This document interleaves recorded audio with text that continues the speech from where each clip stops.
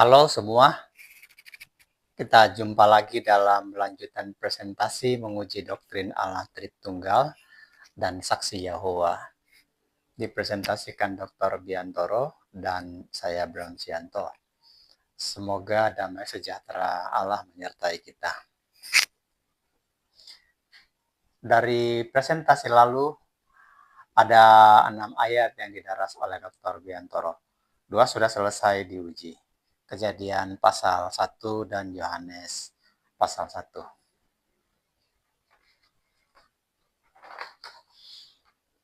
Minggu lalu saya membuat 7 kesimpulan. 1, Allah bukan pribadi tapi entitas peran atau entitas jabatan atau gelar. Kesimpulan kedua, YHWH adalah pribadi dari Allah. Kesimpulan ketiga, Yesus bukan firman Allah, tapi Yesus yang berfirman menciptakan langit dan bumi itu digelari oleh Yohanes sebagai Sang Firman. Kesimpulan keempat, firman Allah bukan pribadi kedua dari Allah, tapi entitas bagian dari diri Allah, seperti mulut, lidah, hidung, telinga, mata, dan lain-lain sebagainya. Jadi semisal pribadi yang bisu tidak bisa berkata-kata, tidak bisa berfirman, dia tetap satu pribadi tunggal bagi dirinya sendiri. Kesimpulan kelima, Roh Allah bukan pribadi ketiga dari Allah, tapi pikiran Allah. Kesimpulan keenam, cara baca YHWH adalah Yesus. Kesimpulan ketujuh, Yesus adalah pribadi tunggal dengan banyak entitas. Hal ini perlu saya buat dan dipin, sehingga menjadi sebuah kesimpulan yang bisa secara terus-menerus kita uji berkelanjutan. Kalau punya pendapat lain, atau bisa membuktikan berbeda secara teologis skriptura dari kesimpulan yang sudah dibuat ini, maka kita akan tinjau ulang lagi. Sekaligus nanti ini juga kita akan lihat apakah semakin kuat atau semakin lemah terhadap hasil presentasi lanjutan yang akan kita dengar bersama. Kita dengar dulu lanjutannya. Allah. Jadi kalau kita lihat ada dua yang kekal dalam pemahaman Islam, satu Allah, satu Quran. Nah, saudara bisa ambil kesimpulan sendiri. Kalau ada dua yang kekal artinya apa? Kalau kita tidak ada dua yang kekal, sebab Bapa yang kekal itu memiliki firman yang kekal, tapi ada di dalam dirinya sendiri, satu dalam dirinya sendiri, sehingga Allah tetap satu. Nah, dalam arti inilah Yesus itu Allah. Sebagai firman-Nya Allah yang kekal, yang melaluinya Allah menciptakan segala sesuatu, dan yang melaluinya Allah menyatakan dirinya kepada makhluknya. Nah, dengan demikian, ketika penulis TikTok ini mengatakan kok ada Tuhan mati di tiang, dalam pemikiran mereka, ketika orang Kristen berbicara tentang Tuhan, maksudnya ya Allah itu. Padahal ketika Alkitab berbicara tentang Yesus itu Tuhan, tidak otomatis artinya Allah. Mari kita lihat bahwa antara Tuhan dan Allah, kata-kata ini dibedakan penggunaannya di dalam Alkitab. Kita baca di dalam Roma pasal yang ke-10 ayat 9 dan 10. Sebab jika kamu mengaku dengan mulutmu bahwa Yesus adalah Tuhan. Siapa yang Tuhan? Yesus. Dan terus, dan percaya dalam hatimu bahwa Allah telah membangkitkan dia. Nah, siapa yang membangkitkan Tuhan ini? Allah. Yang mati adalah Tuhan, yang membangkitkan adalah Allah. Nah, kalau gitu artinya apa Tuhan ini? Saya lihat beberapa bukti lagi. Di dalam 1 Korintus 8 ayat yang ke-6. Namun bagi kita hanya ada satu Allah saja, yaitu Bapa. Ada satu Allah saja. Siapa? Bapa. Terus yang daripadanya berasal segala sesuatu, dan yang untuk dia kita hidup. Terus dan satu Tuhan saja. Satu Tuhan saja, yaitu Yesus Kristus. Jadi satu Allah siapa? Satu Tuhan siapa? Yesus Kristus. Berarti Yesus Kristus disebut Tuhan, tidak otomatis artinya Allah. Dia Allah kalau keberadaannya sebagai firman yang kekal di dalam Allah, itu yang kita maksud. Tetapi ketika berbicara tentang Yesus yang adalah Tuhan, itu yang berwujud manusia itu. Kita sudah dengar presentasinya, ditambah dengan 4 dari presentasi lalu menjadi 6.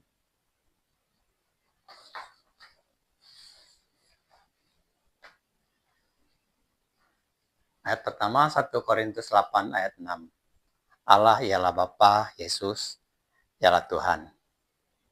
Ayat kedua yang akan kita uji nanti Matius 28 ayat 18. Kepadaku telah diberi kuasa di bumi dan di sorga. Ini dari yang minggu lalu ya, yang belum sempat kita uji. Ayat yang ketiga 1 Timotius 6 ayat 16. Dialah satu-satunya Allah yang tidak takluk oleh maut, diam dalam terang yang tidak terhampiri. Ayat keempatnya, Yohanes 17 ayat 5. Permuliakanlah aku di hadiratmu yang kumiliki sebelum dunia ada. Ayat yang keenam, ayat yang kelima, Yohanes 8 ayat 24.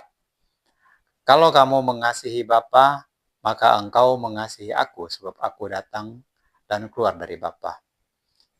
Yang keenam, Kolose 1:17. Ia terlebih dahulu ada dari segala waktu. Kita akan menguji ini semua tahap demi tahap, dan kita akan melihat apakah kesimpulan yang lalu gugur, dilemahkan, atau kita makin membuktikan bahwa ini memang salah ditafsirkan. Mari kita uji. Tapi sebelumnya, saya ngalor ngidul dulu bikin grounding pengujian ini ya. Grounding pertama, saya menjawab dulu pertanyaan orang yang minta contoh holistik dan kognitif. Misalnya diri Anda seorang pemuda umur 23 tahun, bekerja menabung uang sen demi sen, lewat berbagai usaha tanpa kenal lelah. 5 tahun kemudian, di usia 28, Anda berhasil punya tabungan 10 miliar. Tapi walaupun punya banyak uang, Anda masih tetap hidup hemat karena mengerti prinsip-prinsip mengelola keuangan. Nah, itu namanya kognitif. Tapi ternyata Anda jatuh cinta kepada seorang kekasih yang demi cinta itu Anda rela serahkan jiwa raga. Jadi uang yang 10 miliar itu juga direlakan ya, habis untuk biaya pesta dan berbagai keperluan perkawinan. Nah, sikap demikian tentu bersifat jiwa raga, itu namanya holistik. Dalam hal itu, karena Anda holistik, tentu Anda menuntut kekasih holistik juga, lalu saling berjanji akan sehidup semati dalam suka dan duka dalam sebuah perjanjian nikah yang berkata begini misalnya, aku Bram suamimu, jangan ada suami lain bagimu selain aku Bram. Begitulah Yesus yang di kitab Yohanes pasal 1 disebut oleh Yohanes sebagai pencipta langit dan bumi dan segala isinya. Dari semula dia adalah pribadi yang holistik. Perbedaan kita dengan Yesus, di sebagian besar waktu kita bersifat kognitif, hanya kadang-kadang holistik. Tapi Yesus dari sejak semulanya memang bersikap holistik. Saat Yesus sebagai Allah yang mencipta manusia, menjadikan manusia, manusia itu diberi pikiran Allah. Arti pikiran Allah di sini adalah pikiran untuk berkuasa, serta difasilitasi kebutuhannya. Dia bikin cakrawala agar kita menikmati oksigen. Dia bikin terang dan gelap agar kita kenal waktu. Dia bikin tumbuh-tumbuhan, buah dan biji-bijian untuk makanan kita. Dia bikin ikan di laut, berbagai binatang di darat, dan burung-burung di udara. Diserahkan kepada manusia. Semua miliknya dipercayakan kepada manusia. Yang jahat pun menikmatinya juga. Diberi udara, air, dan semua yang ada. Itulah yang namanya holistik. Tapi karena dia holistik, maka dia bikin perjanjian yang harus kita taati. Dia berkata, Aku Yesus Allahmu. Jangan ada Allah lain bagimu selain aku. Atau aku Yesus Tuhanmu. Jangan ada Tuhan lain bagimu selain aku. Jangan sujud kepada apapun atau beribadah kepada apapun. Sebab aku Yesus Allahmu adalah pencemburu. Itu tertulis di Keluaran 20 ayat 1-5. Dalam perjanjian itu, dia menjelaskan dirinya sebagai pribadi pencemburu yang akan membinasakan orang yang tidak setia kepadanya.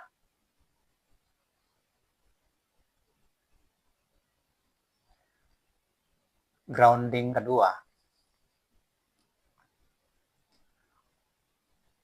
Saya bawa ke Anda sebuah perumpamaan dari dalam Alkitab tentang gembala dan domba. Bila dunia ini diibaratkan gunung, lembah, sungai, padang belantara, maka di sana ada binatang seperti gajah, singa, ular, kambing, serigala, domba, dan berbagai yang lain. Di antara berbagai binatang yang banyak dipakai untuk perumpamaan, ya dalam pengajaran spiritual ya, adalah ular, serigala, domba, kalajengking. Dan pada dasarnya sebuah binatang itu mewakili karakter manusia.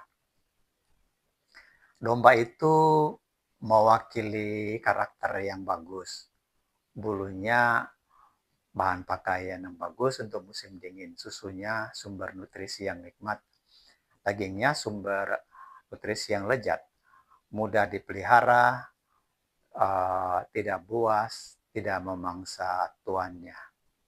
Berbeda halnya dengan ular, itu berkarakter buas.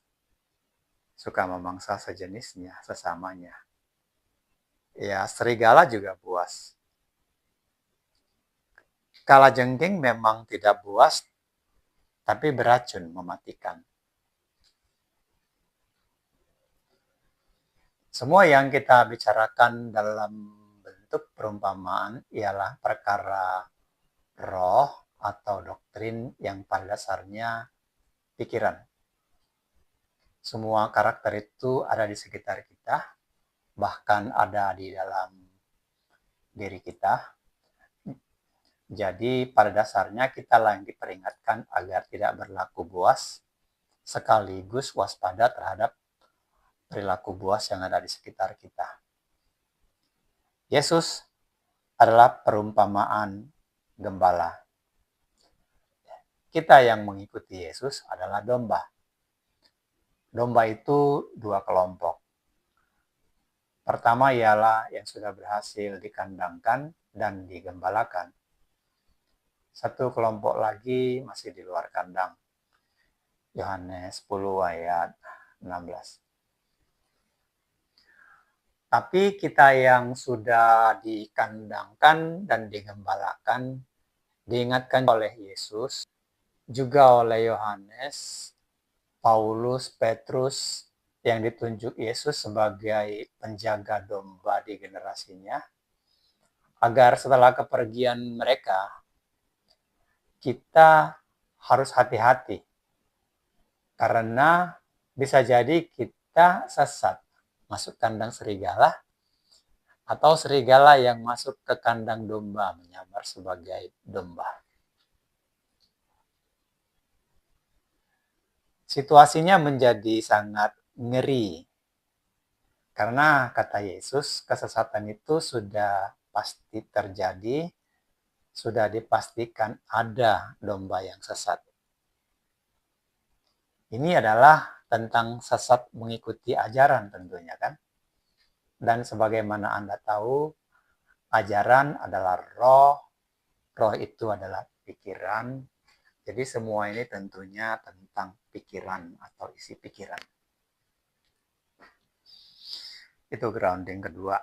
Grounding ketiga, di sini saya mau jelaskan bahwa tujuan presentasi saya ialah menguji doktrin, bukan menguji intelektualitas para pengajar gereja.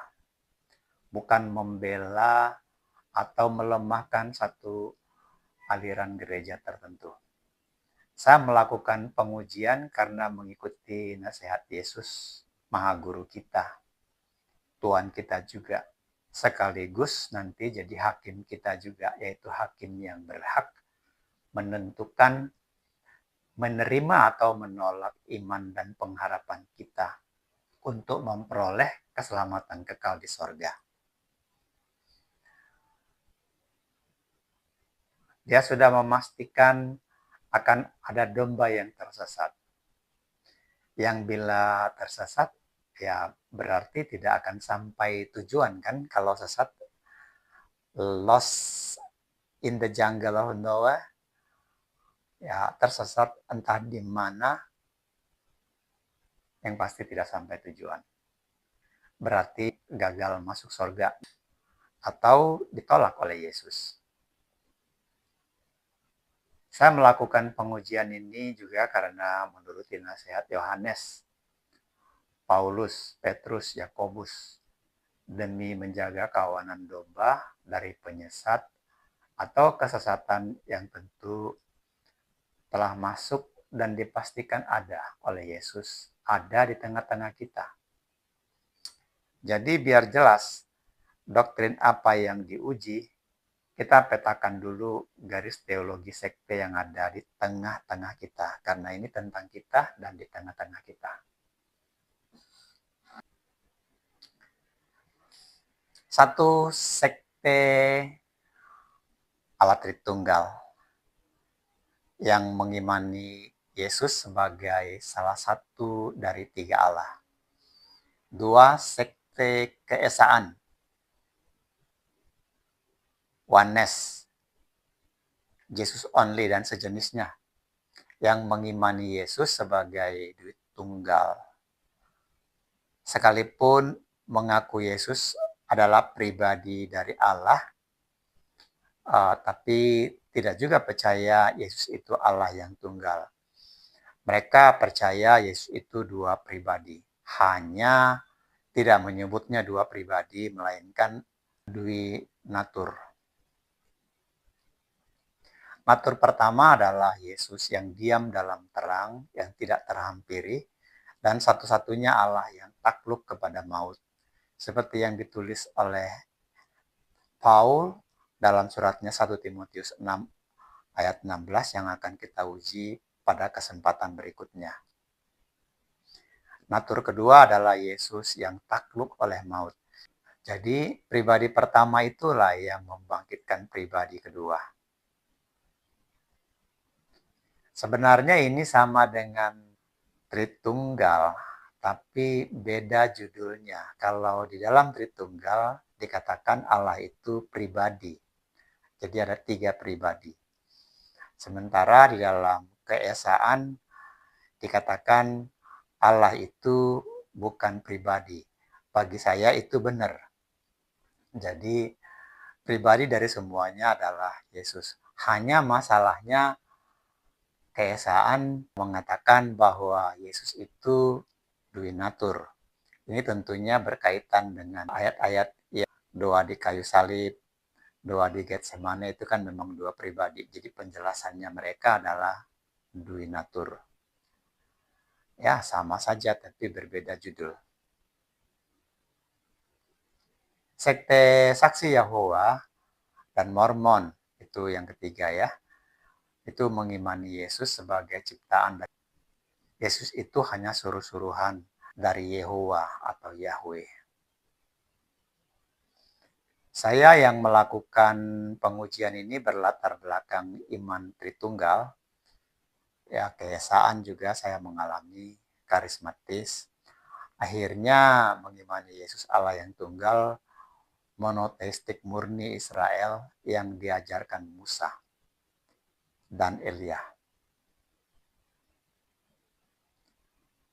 Belakangan Anda akan tahu bagaimana saya tiba di sana dan juga apa yang saya presentasikan akan menjelaskan semuanya. Saya percaya YHWH, Allah yang bicara kepada Musa, yang menyertai Musa memimpin Israel dari Mesir ke Kanaan, dan yang menyertai Nabi Elia melawan 450 Nabi Baal adalah Yesus. Yesus bukan bayangan dari YHWH. Dan cara pengucapan YHWH yang dikehendaki YHWH adalah Yesus, seperti yang saya sebut di dalam 7 kesimpulan hasil pengujian Yohanes 1 dan Kejadian 1. Jadi, mari kita, terutama sesama orang yang mengasihi Yesus, menguji pikiran para rasul dan menguji ayat-ayat berkonotasi jamak dalam Alkitab. Mari kita uji, apa sebetulnya iman para rasul itu kepada Yesus.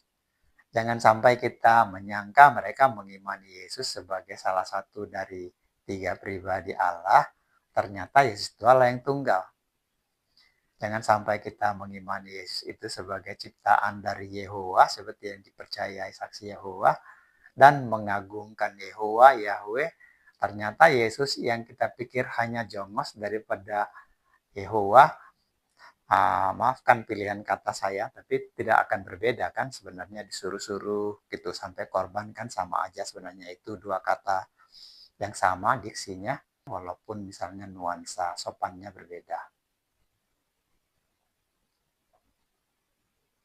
Jadi marilah kita uji berdasarkan nasihat berikut. Yesus berkata, memang penyesatan itu harus ada. Itu tertulis di Matius 18 ayat 7 dan Lukas 17 ayat 1. Yesus juga berkata, waspada agar tidak disesatkan. Lukas 21 ayat 8. Paul juga bilang, setelah aku pergi, serigala-serigala akan masuk ke tengah-tengahmu dan tidak menyayangkan kawanan itu. Bahkan dari antara kamu sendiri akan muncul orang dengan ajaran palsu, menarik murid dari jalan yang benar. Sebab itu berjaga-jagalah. KPR 20 ayat 29. Tidak ketinggalan Yohanes juga mengatakan ini kepada kita. Saudara-saudaraku, janganlah percaya akan setiap roh atau ajaran, tapi ujilah roh itu. Apakah berasal dari Allah? Sebab banyak pengajar palsu. 1 Yohanes 4 ayat 1.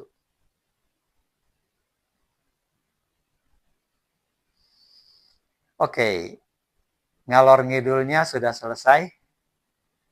Sekarang kita uji 1 Korintus 8 ayat 6. Yang pertama dari 6 ayat yang sisa yang mau kita uji.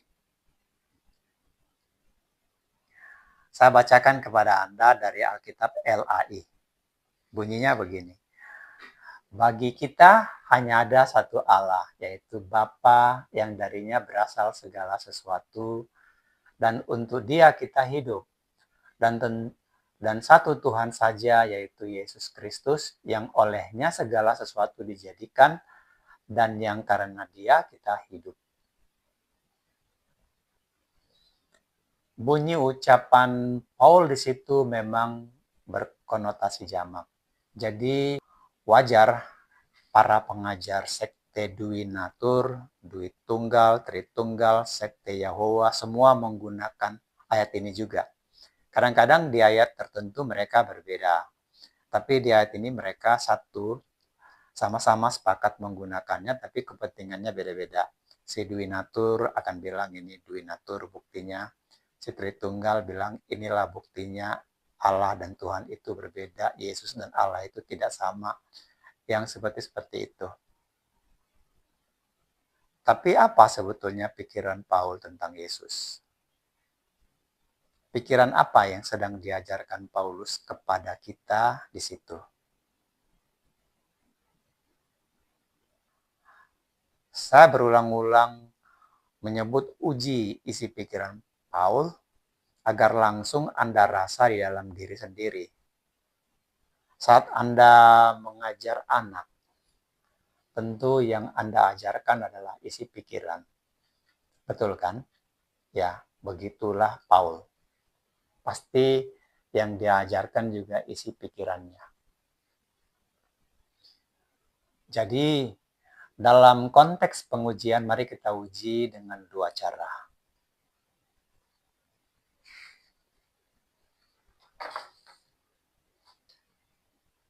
Pertama kita bertanya kepada Thomas dulu ya. Oh iya, ini dia diagramnya. Allah adalah Bapa, Yesus adalah Tuhan. Ini keyakinan Allah Tritunggal. Bagi saksi Yahova, ini juga dipakai untuk mengatakan Allah itu Yehova di sini. Yesus itu Tuhan. Untuk Duinatur, di sini Yesus yang tidak terhampiri, yang diam dalam terang yang tidak terhampiri ini. Natur pertama. Yesus yang jadi Tuhan ini adalah natur kedua.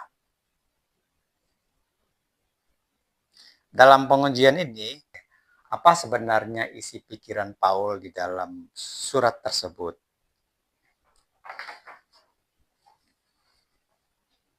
Pertama kita bertanya kepada Thomas dan para rasul. Kenapa bertanya kepada Thomas? Karena kita menguji dalam patokan sola scriptura. Nggak boleh keluar dari Alkitab dan tidak boleh menafsirkan ayat Alkitab menurut pikiran kita semata. Jadi kalau kita ragu maksud ucapan Paul di sini, tentu yang kita tanya adalah rasul yang lain. Maksud saya begitu, itu prinsip sola scripturanya. Kita tanya Thomas, kita tanya Yohanes, kita tanya Petrus.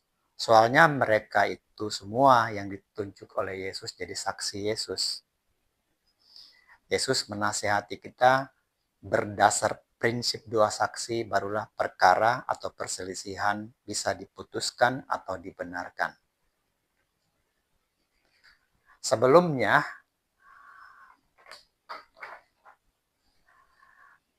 ada dokumen iman Thomas yang ini.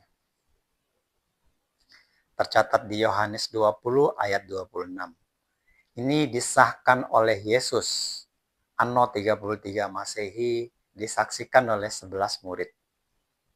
Jadi dalam saksi ini cukup nih. Iman Thomas dan iman para rasul yang disahkan Yesus adalah mengakui Yesus sebagai Allah dan Tuhan. Anggaplah dokumen iman di Paul ini masih teka-teki. Oleh karena masih teka-teki, ini kan diusulkan oleh Tertullianus nih. Kemudian diabsahkan oleh Athanasius dalam konsili Nikea anno 375 before Christ Masehi. Anggaplah ini masih teka-teki. Jadi pertanyaan relevan di sini ialah apa iman Paul kepada Yesus? Sementara para murid yang lain mengimani Yesus sebagai Tuhan dan Allah-Nya, akan kemana pikiran Paulus pergi? Apakah ke sini mengimani Yesus Allah Tritunggal seperti yang diyakini Tertullianus, Athanasius, dan kemudian terwarisi hingga sekarang? Atau sebenarnya dia juga sama imannya dengan Thomas dan 12 rasul lain seperti yang ini, mengakui Yesus sebagai Tuhan dan Allah-Nya. Maka saat berpikir, apa sih roh Paul? Apa sih isi pikiran Paul tentang Yesus? Apa sih iman Paul tentang Yesus? Yesus itu bagi Paul siapa? Di titik ini kita sendiri juga sebenarnya perlu berpikir, apa iman saya kepada Yesus? Sebenarnya pertanyaan ini adalah pertanyaan Yesus kepada kita sebenarnya. Anda tahu kan, masih ingat pertanyaan Yesus di Matius 16 ayat 13 sampai 15. Jadi ceritanya di ayat tersebut satu hari Yesus mengajukan 2 pertanyaan kepada murid. Pertama, Yesus bertanya begini, murid-murid, menurut orang-orang aku ini siapa? Lalu murid menyampaikan banyak pendapat orang kepada Yesus. Ternyata Yesus tidak berhenti di situ. Dia tanya lagi, tapi menurut kamu sendiri, aku ini siapa? Tentu pertanyaan itu untuk menguji isi pikiran kita, untuk menguji isi pikiran para murid. Berarti Yesus memang ingin tahu iman kita kepada Dia. Kalau begitu, memang penting kita periksa pikiran kita. Sebagai apa Yesus dalam pikiran kita? Karena isi pikiran kita adalah iman kita, maka sadarilah pikiran kita menentukan keselamatan kita di hadapan ancaman Yesus. Jika kamu tidak percaya, akulah Dia, kamu akan mati. Ini sebuah kalimat sederhana, tapi sebenarnya sungguh sangat berteka-teki. Buktinya, begitu banyak di antara kita yang tidak sepaham tentang apa sih maksudnya Yesus. Yang satu mengatakan dual nature, yang satu mengatakan Tritunggal, yang satu mengatakan Yesus itu sebenarnya hanya utusan, atau hanya jongosnya Bapa yang disuruh-suruh jadi korban, yang seperti itu. Bukti kita berbeda memandang ayat ini. Tapi ancamannya berat. Kalau kita salah memahami, mempercayai Dia sebagai apa, maka kita dianggap tidak mengimani Dia.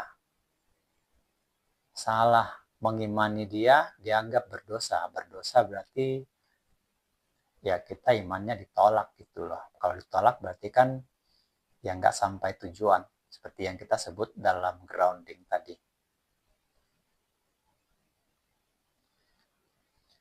Supaya tahu isi pikiran Paul, mari kita bertanya kepada Paul sendiri tentunya.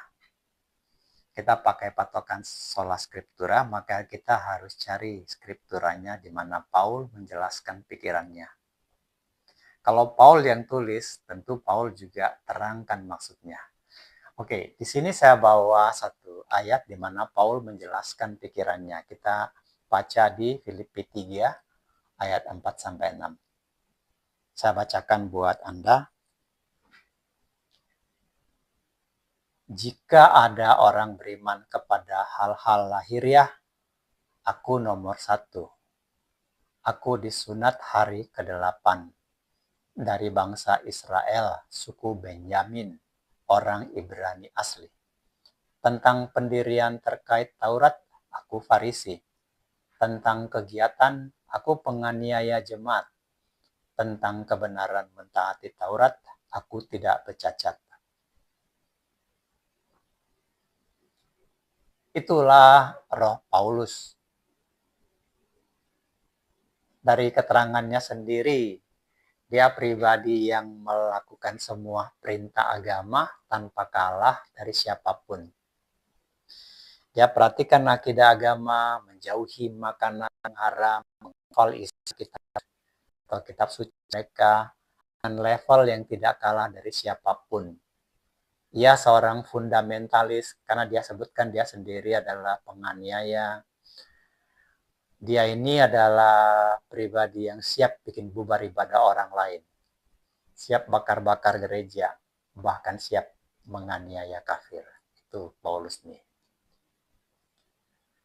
Beberapa ayat Alkitab memang memberi informasi kepada kita bahwa dulu di Israel pun seperti kita sekarang ini di sini ada banyak sekte. Ada sekte Farisi, ada sekte Saduki, ada Eseni, ada Druse. Yang seperti itu kita lihat ada di dalam Alkitab. Di antara sekte tentu ada perselisihan ajaran, misalnya cara menyebut YHWH.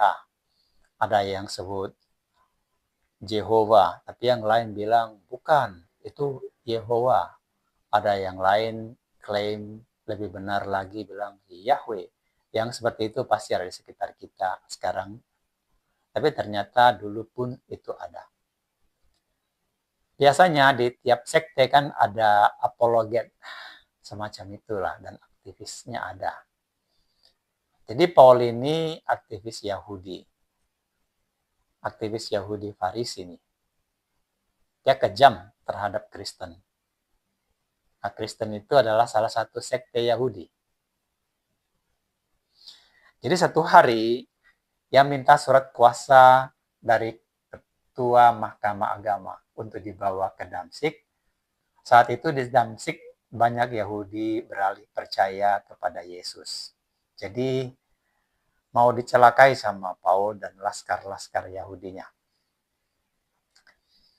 Dalam semangat berkobar dalam misi melakukan perintah agama, tentu demi Adonai Elohim, karena dia seorang Yahudi, begitu cara mereka menyebut Allah Bapa atau Tuhan dan Allah. Adonai Elohim Hashem itu Tuhan, Allah dan Bapa. Maka terjadi peristiwa ini kepada dirinya. Saya bacakan kepada Anda ya. Ia melihat cahaya. Ia rebah ke tanah dan terdengar olehnya suara berkata, Saulus, Saulus, mengapa engkau aniaya aku? Jawab Saulus, siapakah engkau? Adonai kah? Tuhan kah? Katanya, aku yang kau aniaya itu ialah Yesus. Bangunlah dan pergilah ke dalam kota. Di sana akan dikatakan kepadamu apa yang harus kau perbuat. Maka teman-temannya, para laskar itu seperjalanannya termangu-mangu karena memang mendengar suara tapi tidak melihat seorang pun. Saulus berdiri, membuka matanya tapi tidak bisa melihat. Mereka harus menuntun dia masuk ke kota Damsyik. Jadi dikatakan di sini Paul buta sehingga untuk masuk kota Damsyik dia dituntun oleh teman-temannya. Di Damsyik ada seorang murid Yesus bernama Ananias. Yesus berkata kepadanya dalam satu penglihatan, Ananias, jawabnya, ini aku Tuhan. Kata Yesus, pergi ke jalan lurus, cari seorang bernama Saulus. Ia sekarang sedang berdoa. Jawab Ananias, dari yang kudengar, ia ini penjahat terhadap orang kudus. Ia datang ke sini dengan kuasa imam kepala, menangkap semua orang yang panggil namamu. Jawab Yesus, pergilah. Orang ini kupilih untuk memberitakan namaku kepada bangsa-bangsa, serta raja-raja dan orang Israel. Lalu Ananias pergi dan masuk ke dalam rumah itu. Ia menumpangkan tangan dan berkata, Saulus, saudaraku, Yesus yang telah menampakkan diri kepadamu di jalan, menyuruhku kepadamu, supaya engkau bisa melihat dan penuh Roh Kudus. Lalu Saul dibaptis. Anda boleh lihat itu detailnya di Kisah Para Rasul 9 ayat 1 sampai 18.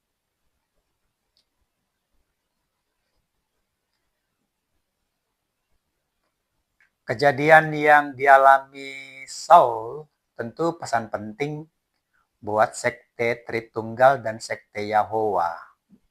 Seksi Yahowa dan Yahweh. Kenapa? Karena di situ kita lihat YHWH menyatakan namanya dari sorga, dari langit. akulah Yesus, ayat 5. Tidak dikatakan akulah atau aku Allah Bapa, aku Allah Putra, aku anak tunggal Bapa. Tidak juga dikatakan aku Yehowa, aku Yahweh. Kalau dia bilang aku Yahweh, tentu cara mengucapkan YHWH itu Yahweh dong. Kalau suara itu mengatakan aku Yehowa, ya benar dong saksi Yehowa ucapannya. Tapi dari langit, aku Yesus. Saat peristiwa itu terjadi, Paul bertanya, siapakah engkau? Adonai kah? Itu ayat 4. Pertanyaan demikian tentu timbul karena isi pikiran Saulus saat itu adalah tentang melakukan tugas agama bagi kemuliaan Adonai. Jadi sangat wajar pikirannya dipenuhi hal-hal itu. Maka ketika dia kaget, dia pikir ini tanda dari Adonai-nya ini. Maka dia tanya, siapakah engkau? Adonai kah? Ternyata suara dari sorga tidak berkata, akulah Adonai. Melainkan akulah Yesus. Yang engkau aniaya itu adalah Yesus. Dari ayat-ayat selanjutnya kita tahu Paulus dipilih oleh Yesus untuk menginjil, memberitakan nama Yesus. Saya ulangi baca bagian itu ya. Jawab Ananias kepada Yesus. Dari yang kudengar, ia ini penjahat terhadap orang kudus. Ia datang ke sini dengan kuasa imam kepala, menangkap semua orang yang memanggil namamu. Jawab Yesus, pergilah. Orang ini kupilih untuk memberitakan namaku kepada bangsa-bangsa, raja-raja, dan Israel. Saya pernah dengar apologet bernama Zuma. Lumayan trending sih di media sosial. Berbincang dengan Ari Untung di podcast berkata begini, siapa Paul menurut Yesus? Tidak ada keterangan dari Yesus. Dan tidak ada keterangan dari Kristen yang bisa menjawab. Dan tidak ada Kristen yang bisa menjawab. Seperti misalnya kita bertanya, siapa Umar menurut Muhammad? Maka Muhammad Nabi Allah menerangkan Umar. Itu perkataan Juma kepada Ari Untung, dan Ari Untungnya mangut-mangut, oh gitu ya, oh gitu ya. Jadi bagi Juma dan muslimin yang bertanya siapa Paul, itulah jawabannya. Bacalah kitab para rasul. Kita lanjut ya. Dari latar belakangnya, Rasul Paul memang amat layak mengajar Injil. Sebab sebagai pelajar teologi, ia juga belajar kitab Musa. Sebagai aktivis, ia pasti terlibat dalam pergulatan teologi di antara banyak sekte. Tidak akan banyak bedanya dengan kita di sini. Bahkan dia ini lebih ekstrim dari kebanyakan kita. Tapi setelah kenal Yesus, dia berkata begini, baca ayat lanjutannya. Apa yang dulu kuanggap keuntungan bagiku, sekarang kuanggap kerugian karena Kristus. Malahan segala sesuatu kuanggap rugi karena pengenalan akan Yesus Sang Kristus Tuhanku lebih mulia daripada semuanya. Oleh karena Yesus Sang Kristus itulah aku melepaskan semua dan menganggapnya sampah supaya aku memperoleh Yesus Kristus.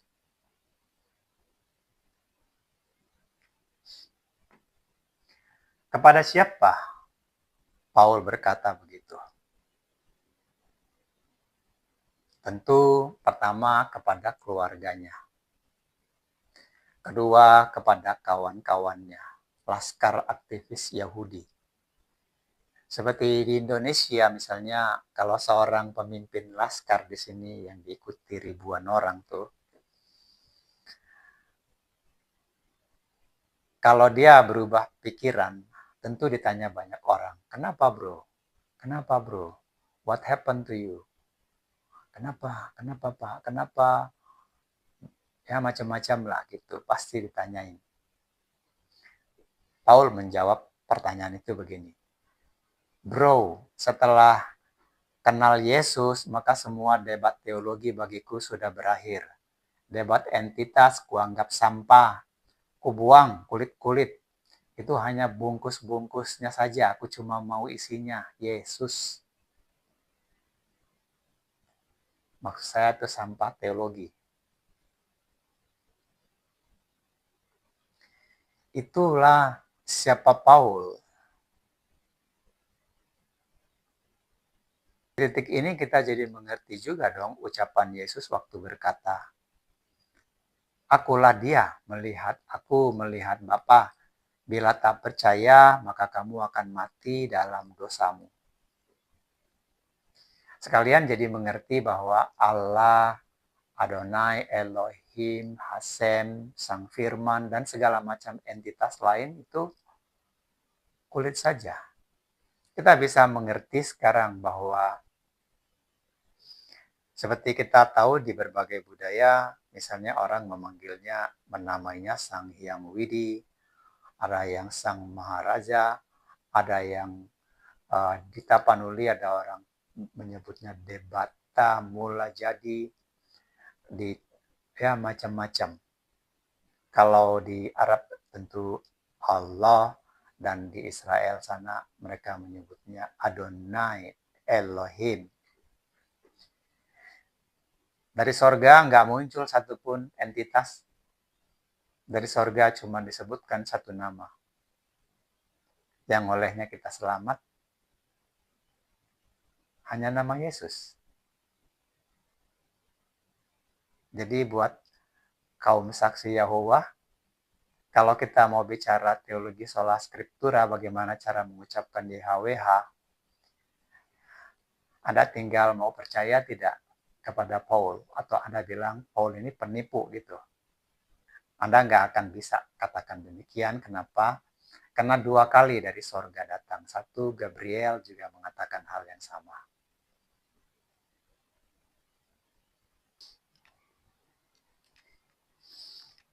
Nah, kita sudah selesai menguji isi pikiran Paul.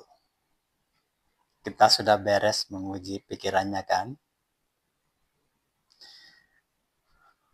Dia yang semula isi pikirannya adalah berisi Adonai, Elohim, Hasem. Dalam bahasa Indonesia kita bilang Tuhan, Allah, dan Bapa. Dia yang selama ini berpikir bahwa cara pengucapan YHWH yang ada di sorga ialah Yehowa atau Yahweh. Otaknya, pikirannya masih dipenuhi itu yang lama. Sekarang telah membuang isi pikiran lama dan mengganti dengan nama baru. Apakah Anda mengerti bahwa kini dia telah menjadi manusia baru? Apakah Anda bisa melihat bahwa sebenarnya ia telah mati dan lahir baru? Saulus sudah mati, lahir yang baru namanya Paulus. Sebenarnya di sini kita melihat sebuah kelahiran baru. Saulus mati, lahir dalam nama baru yaitu Paulus. Tubuhnya memang sama bro, tubuhnya sama, tapi pikirannya baru, new. Pikirannya tidak sama lagi. Isi pikirannya telah baru. Pikiran lama telah dibuang, diganti pikiran baru. Allah yang lama telah dibuang, diganti dengan Allah yang baru, yaitu Yesus. Inilah namanya juga baptis Roh Kudus. Ia telah menjadi satu pribadi yang holistik hidup demi Yesus. Yang sepanjang waktu sisa hidupnya dia hanya menginjilkan satu nama, yaitu nama Yesus. Dia pergi ke Efesus, dia pergi ke semua kota, dia pergi kemana-mana. Banyak orang sayang sama dia. Bukan dia seorang yang ditelantarkan. Pergi kemana-mana saja dia dapat diberi. Banyak kota-kota komunitas-komunitas memberikan pemberian kepada dia. Tapi dia membawa semuanya malahan ke Yerusalem. Dia pribadi yang disayangi banyak orang. Holistik dia mencintai Allahnya yang baru. Dan dia juga holistik dalam melakukan pemberitaan itu. Jadi, dan sikap holistiknya ini dia bukan baru loh. Jauh sebelumnya dia sebenarnya juga pribadi yang holistik dalam mencintai Adonai Elohimnya. Itulah mungkin sebab mengapa Yesus datang kepada dia dan memanggil dia. Jadi pertanyaannya kepada saudara, mungkinkah Paulus yang sudah selesai dengan debat-debat teologi soal Adonai, Elohim, Hasem, Yahweh, Yehovah, dan menganggapnya sampah dan kerugian sebab hanya menghasilkan perselisihan dan pertengkaran. Dan mungkinkah Paul yang telah memilih Yesus, diperintah memberitakan nama Yesus dan hidup demi Yesus, masih mau bicara Yesus ialah pribadi kedua, Bapa ialah pribadi pertama? Tidak mungkin. Saya percaya di dalam hati pun, dalam pikiran logis Anda akan berkata, ya juga ya, nggak mungkin. Karena semua sudah diganti, semua sudah dibuang, semua sudah dianggap sampah. Pertanyaan relevan di sini sebenarnya adalah, bila bukan mengajarkan pribadi pertama dan kedua, lalu mengajarkan apa Paul di situ dengan kalimat yang demikian? Saya bacakan buat Anda. Bagi kita hanya ada satu Allah, yaitu Bapa. Arti dari Bapa ialah darinya segala sesuatu berasal dan kita di dalam Dia. Dan hanya ada satu Tuhan. Arti Tuhan adalah olehnya kita hidup. Dan kita hidup bagi Dia, yaitu Yesus. Jadi ini sebenarnya mengatakan bagi kita Allah itu dan Tuhan itu adalah Yesus.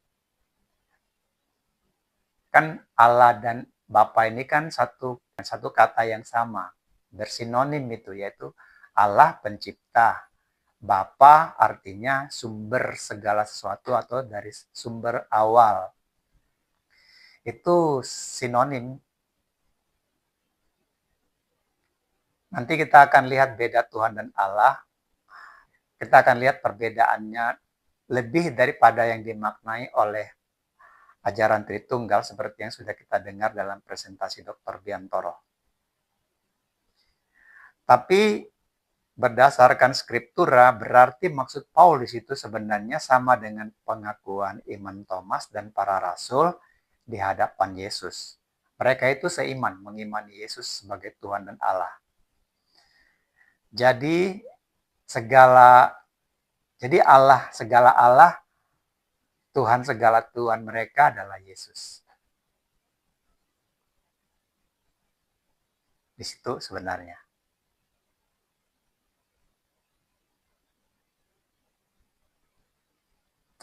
Memang menjadi penting kita uji ya. Kenapa Paul berbuat demikian? Kenapa pesan-pesannya disamarkan kalau begitu? Jawabnya ada di pengakuan bahwa dirinya ahli bahasa roh. 1 Korintus 14 ayat 19. Jadi Paul ini sebenarnya memang ahli dalam menyembunyikan pikiran, ahli dalam menguji pikiran, dan ahli menyelubungkan pesan-pesan pikirannya.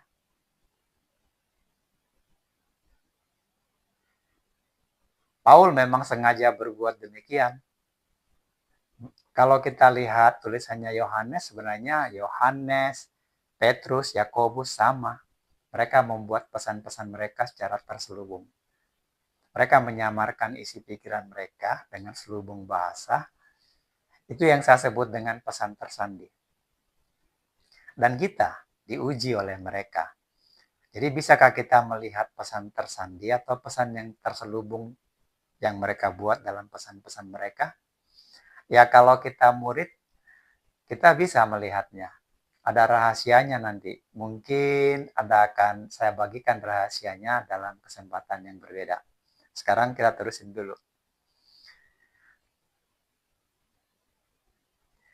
Kita tahu sebetulnya Yesus juga selagi dia jadi anak manusia, tinggal di antara kita manusia, bicara dengan kita sesama manusia dengan bahasa manusia.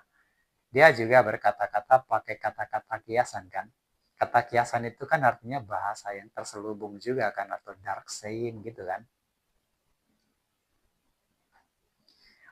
Untuk maksud yang sama juga. Untuk menguji pikiran kita. Tapi dia kasih kode di Yohanes 10 ayat 27. Dia bilang begini, domba-dombaku mendengar suaraku dan mengikuti aku. Ya, jadi kalau Anda domba, benar-benar domba yang setia, pasti Anda dengar suara gembala. Nah, sekarang pertanyaannya, ini kita harus cek pikiran kita masing-masing. Jadi apakah sebagai domba Anda kenal gembala? Ya, kalau Anda imannya Allah Tritunggal, kan Anda mengikuti 3 gembala otomatis, 3 suara. Kalau Anda mengimani saksi Yehova, Anda berharap kepada Yesus, tapi pada saat yang sama, pikiran Anda menuntun Anda harus mengimani Yehova. Itu kan pikiran yang seperti itu jadi bercabang.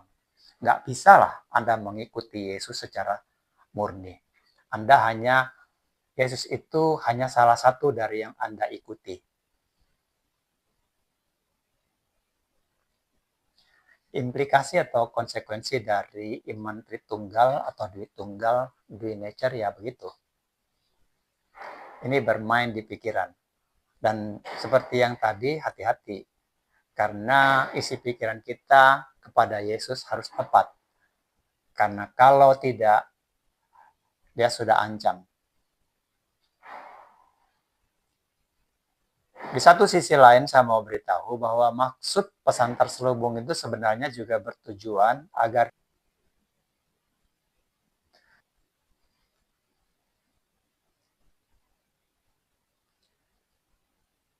Bapak-bapak, Ibu-ibu, saudara-saudara, presentasi ini saya akhiri di sini dulu.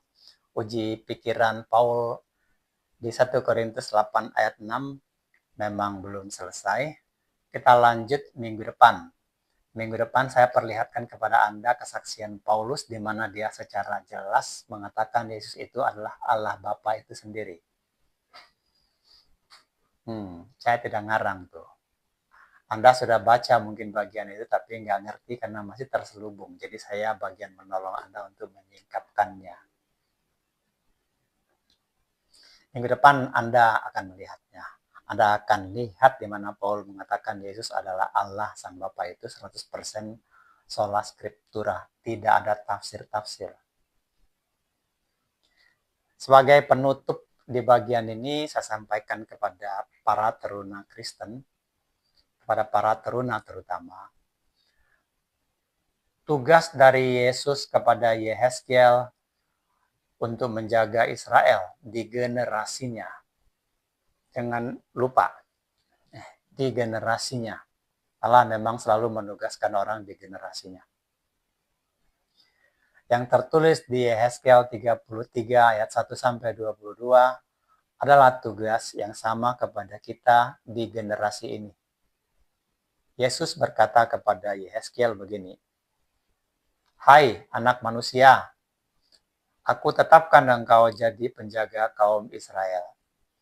Bila engkau dengar sesuatu firman dariku, peringatkanlah mereka atas namaku. Bila aku berfirman pada orang jahat, engkau pasti dihukum mati. Tapi engkau tidak berkata apa-apa untuk memperingatkan orang jahat itu. Maka orang jahat itu akan mati dalam kesalahannya. Tapi aku akan tuntut tanggung jawabnya atas nyawanya dari kamu. Tapi jika engkau peringatkan orang jahat itu dan tidak berbalik dari jalan hidupnya yang jahat, ia akan mati dalam kesalahannya, tapi engkau menyelamatkan nyawamu. Jika ada orang benar berbalik dari kebenaran menjadi jahat oleh karena engkau tidak memperingatkan dia, maka ia akan mati dalam dosanya dan perbuatan benar yang pernah dikerjakannya pun dianggap tidak ada. Tetapi aku akan tuntut tanggung jawab atas nyawanya darimu. Tapi jika engkau peringatkan orang benar itu, supaya ia jangan berbuat jahat, dan ia memang tidak berbuat jahat, maka ia akan hidup. Ia tetap hidup, sebab ia mau menerima peringatan, dan engkau pun menyelamatkan nyawamu.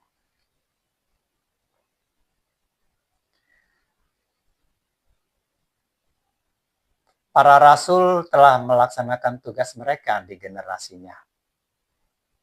Dan mereka memperingatkan kita untuk menguji dan juga untuk menginjil. Kita tidak bisa kembali ke generasi Nikea. Kewajiban kita adalah di generasi ini. Jadi kita harus menjaga di generasi ini, kita berjaga. Dan untuk memperingatkan generasi ke depan. Saya mengatakan ini tidak untuk membela denominasi, tidak menganjurkan pindah gereja, tapi menganjurkan menguji setiap doktrin yang Anda imani. Bila Anda melihat kesalahan dalam pengujian ini, mohon beritahu saya, kita uji kembali. Bila benar, beritakanlah, tolong beritakan ke banyak orang, agar banyak orang mendengar Injil Yesus Allah yang tunggal. Share and subscribe. Saya sebenarnya mendorong Anda untuk membaca buku yang saya tulis. Buku saya itu jauh dari sempurna. Tapi hanya Tuhanlah yang sempurna. Tapi buku itu sebenarnya tergolong unik dalam kasanah Kristen karena belum ada buku yang seperti itu sebelumnya. Belum ada buku yang secara khusus menuliskan pesan-pesan tersandi yang ada di kitab Musa. Jadi buku saya tuh sekarang berjudul Menyingkap Pesan-pesan Tersandi dalam kitab Musa dan Menguji Doktrin Allah Tritunggal. Ini lanjutan dari buku sebelumnya, Meretas Belenggu Kegagalan Mengenal Yesus. Seluruh isi buku akan saya presentasi demi minggu, tapi itu akan dengan Anda akan kehilangan akan yang bagian yang lompat. Saya mendorong Anda memahami ini. Ini tentang keselamatan. Yesus itu memang Maha Kasih.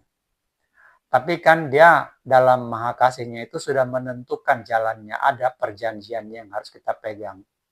Kalau kita pegang perjanjian itu ya kasihnya berlaku. Tapi kalau namanya perjanjiannya diingkari ya tidak berlaku dong.